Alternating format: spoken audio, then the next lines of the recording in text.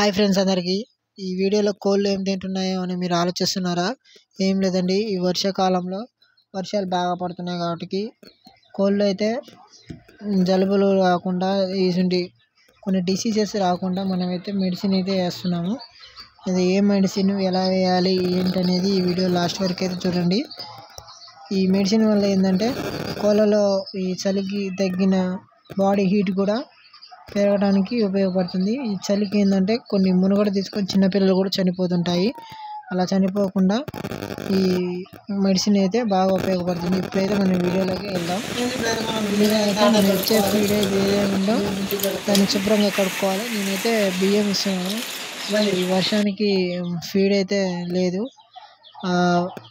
ఆ బియ్యాన్ని బాగా కడిగి ఏం చేయాలంటే టెట్రాసైక్లిన్ పౌడర్, ఆ టెట్రాసైక్లిన్ పౌడర్ నేను చాలామంది తెలుసు, అది తెలియని వారి కోసం స్క్రీన్ మీద అయితే ఫోటో పెడతాను, చూసి వెటనరీ షాప్లో దొరుకుతుంది, తెచ్చుకోండి.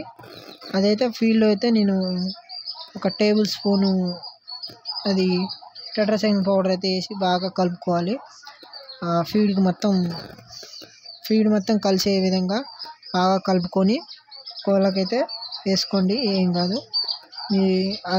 దానివల్ల ఏంటంటే డైలీ వారానికి 3 రోజులు డైలీ వేయాలి ఫ్రెండ్స్. 3 రోజులు డైలీ వేసాను. ఫీడ్ మెడిసిన్ అనేది బాగా పనిచేస్తుంది. ఇప్పుడు చూడండి ఎలా తింటున్నాయి కోళ్ళు అయితే.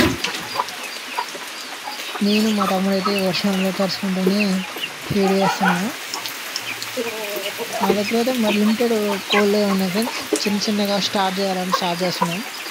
మీకు కూడా కావాలనుకుంటే, మీరు కూడా కోళ్ళు పెంచుకోవాలని ఉంటే ఇలాంటి మా దగ్గర తూర్పు జాతికి సంబంధించిన మెట్టవాటం కోళ్ళు అయితే మా దగ్గర అవైలబుల్లో ఉన్నాయి.